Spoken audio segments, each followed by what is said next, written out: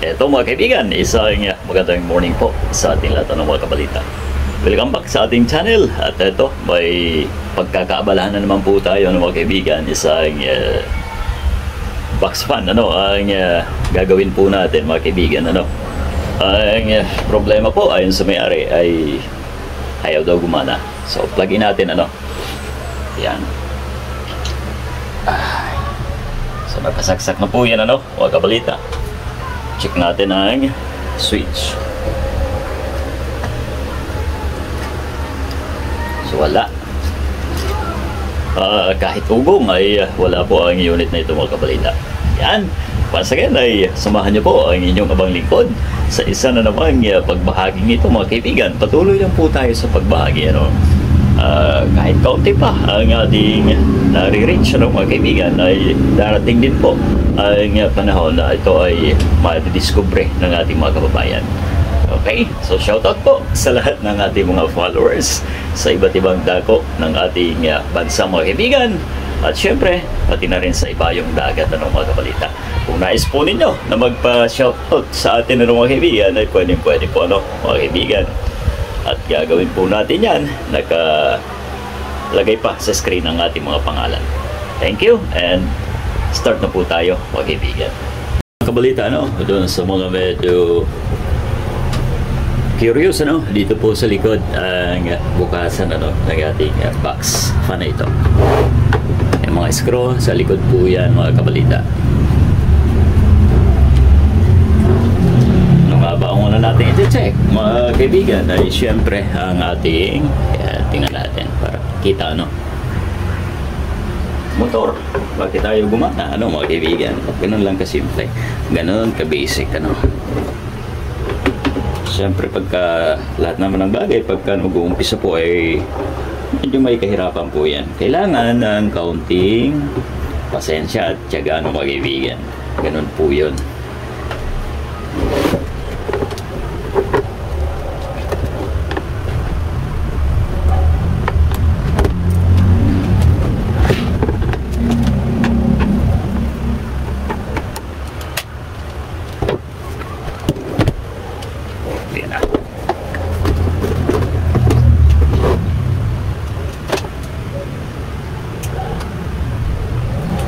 Ngayon i-check natin ang kanyang pag-iikot. Napakagaan mga kabalita. Makikita niyo po. So ibig sabihin ay walang problema ang shafting at bushing natin dito. Ayan, buksan natin ang lock. Ayan. So simple lang ang motor mga kabalita. Check natin ngayon ang kanyang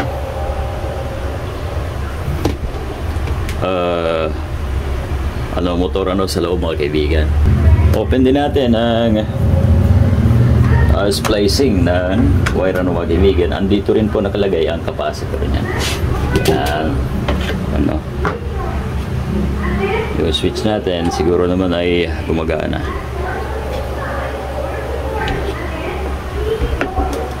Siyempre, buksan po natin ang motor, mga kaibigan, para malaman kung ito ba ay nasunog o ano ang kalagayan, mga kabalita, para makita natin ang talagang problema.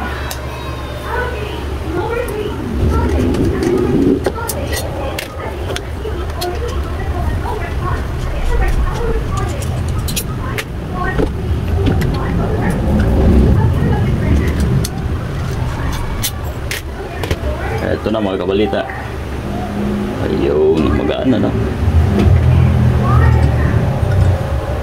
kailangan lang natin malaman kung ito ba ay tanso mga kabalita Oo.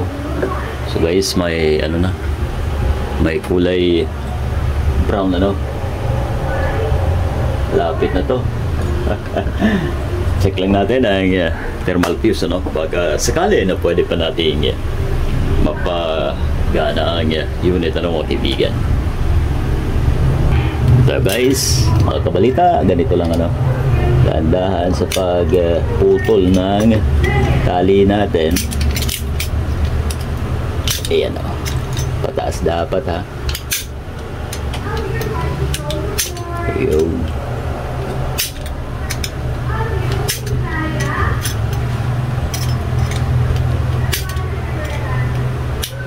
Dito pa lang mga kabalita sa pag bungkal nitong mga naka-splice na to ay medyo delikado na po, dahil pagka ito ay talagang tostado na gaya po niya, no, ay pwede po na matuluyan, ano mga kaibigan. Pero actually wala namang power ang unit talaga. Pero kung gusto natin magawa ayan ang thermal fuse, itong kulay puti mga kaibigan. Kita niya, yan. O, sa mga nais sumubok, pwede po yan. Basta sa inyo naman ang unit, ano. Mga kabalita, pwede yan. So ito, dahan-dahan po natin na baklasin. Kung sira ang thermal fuse po natin, di palitan natin, ano. O, ayan. Lahat po yan ay splice, ano. Ingatan. Ayan. Mapapansin nyo dyan, ano mga kaibigan, ayan mga splice na yun, ano, yung pinagdugtungan ng wire, pare-parehas po siya. Pero yung kinalalagyan po ng thermal fuse ay mas malaki po yan. Base yan sa ating paggawa. Kasi siyempre malaki ang ano, yung alambre ng ating, ito na ang connection na, ayan, sunog guys mga kaibigan, sunog to. Wow. Ngayon ang gawin natin, huwag nang baklasin yan, ano, baka kumakapit pa itong fuse. Ayan, at check natin ang multi meter natin mga kaibigan. So ito na mga kabalita, ano, pag narinig po natin na nag-buzzer, ano, ay ibig sabihin may connection, ano, ang thermal fuse po natin. Subukan natin. Parang ayaw. Oops, na-short, ano. So ang gawin natin mga kaibigan ay tanggalin na dito. Ayan. Mostly natin, hindi na kailangan baklasin to kasi dikit na po, ano mga kaibigan. Sigurado sasama ang tanso. Kung tanso man yan, mas lalo pa pagka yan ay aluminum lang, ano mga kaibigan. Ulitin natin ha, dapat tutunog yan. So wala mga kabalita, maliwanag po sa sikat ng araw. Siraan thermal fuse po natin. Ano nga bang mga reason, ano mga kaibigan? Unang-una po dyan mga kabalita ay yung sobrang paggamit po natin.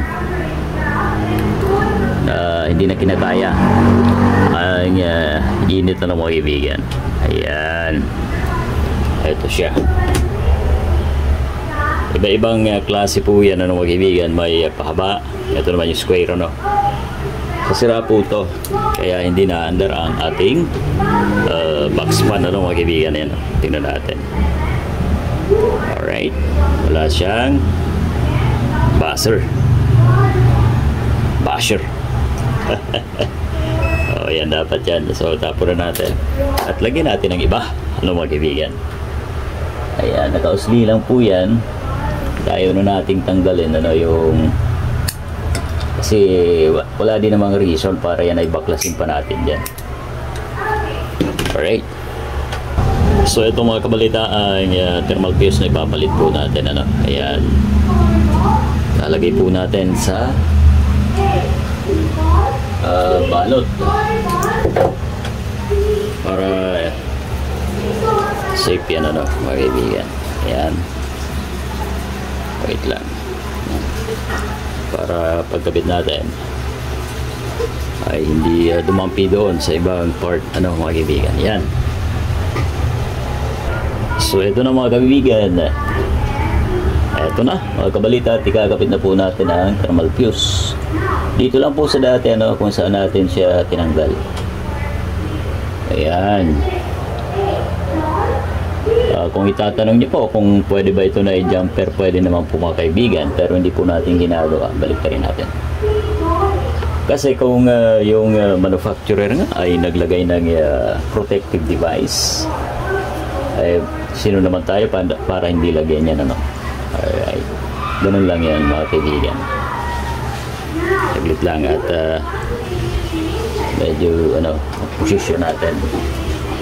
Kailangan pa rin po yun mga kabalita. Kung may napapanood po kayo sa ibang vlog, ay tayo hindi nagagawa ng ganun. Mahirap kasi.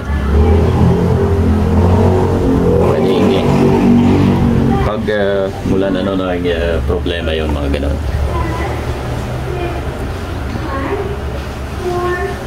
Na malagay ng maayos. Saglit. Kapos. So, ang gawin natin ay ganito. Ayan. Ayan. Ito natin hinang, mga kaibigan, para safe. Kita niyo po ba? Ayun. Alright. Ngayon, i-test natin gaya kanina mga kabalita ay walang buzzer alright, gawin natin kung may continuity na ba ang ating thermal fuse na nilagay. Ayan, hindi tayo naka-buzzer. Ito na, o diba?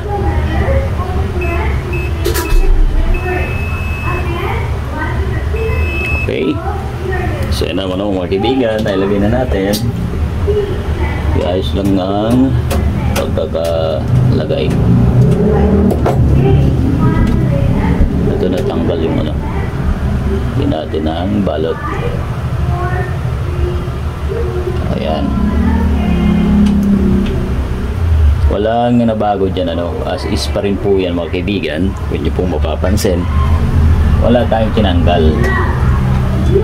Nagpalit lamang po tayo ng thermal fuse. Ngayon lagyan natin ang tape top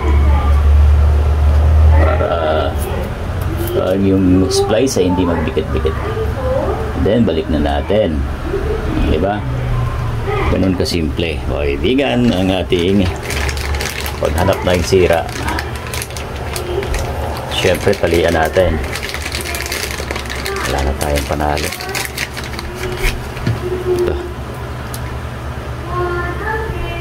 Kaya na hindi pa rin gumana mga kaibigan, ay wala na.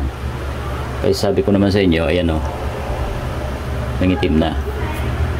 Hindi na nga po natin binaklas. Kasi kung babaklasin pa natin yan mga kabalita, ay doble ang magiging problema natin. Ngayon pagka di gumana, ay time na para palitan ang motor. Alright. Yan lang yan.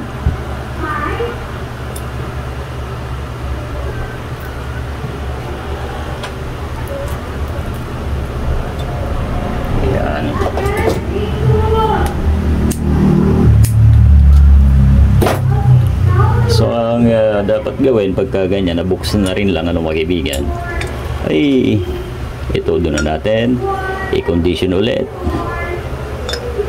lagyan ng langis ang shafting at yung bushing mga kaibigan. Yun. So yan, nalagyan na natin. Hindi ko na pinakita sa video mga kaibigan, masyado tayong naabala. Alright.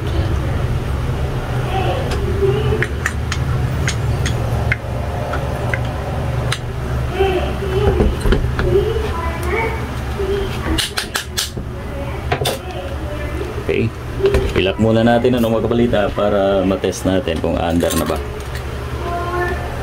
Hopefully ay good na.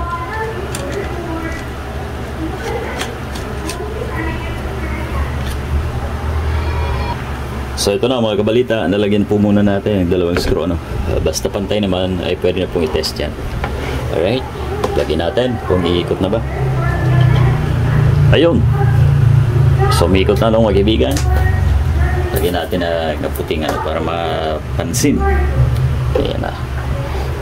So dito sa ating video ay thermal fuse po lamang ang ating pinalitan dahil good naman yung ating shafting at bushing nakakapag free wheel naman ang ating shafting mga kaibigan. Ayan. So ito na ulit. Ayun. Kita niyo po ba? Alright. Ulit. Alright. So pwede pa mga kabalita? Alright. Ilak na natin at mamaya balikan natin ang video mga kaibigan para hindi masyadong mahaba. Tinatamad kasi may pagka masyadong mahaba ang video natin. Ayan.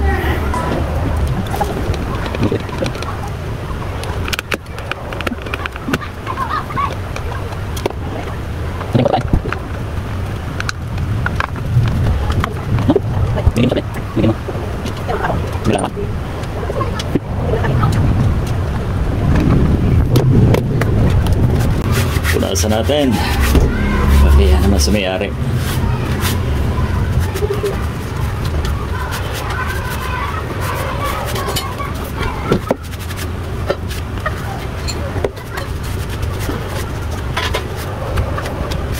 Siya na. Lagay na. Wala yung bakal nito.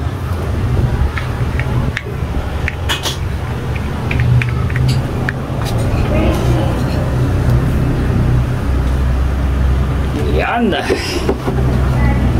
Ulit sa ating pag-test mga kaibigan. 3, 2, 1. Okay. So nakita nyo na. Goods ng ating unit. Number 1 pa lang yan mga kaibigan. Ito 2, 3. Lakas. So yun lang po ang ating nakuhang sira ng mga kabalita. Kaya kung sa tingin po ninyo ay nakapagbigay po tayo ng idea sa ating vlog na ito, huwag po natin kalimutan na i-share at ibahagi ang ating mga ganitong klase ng video ng mga kaibigan. Thank you sa inyong pagtutok.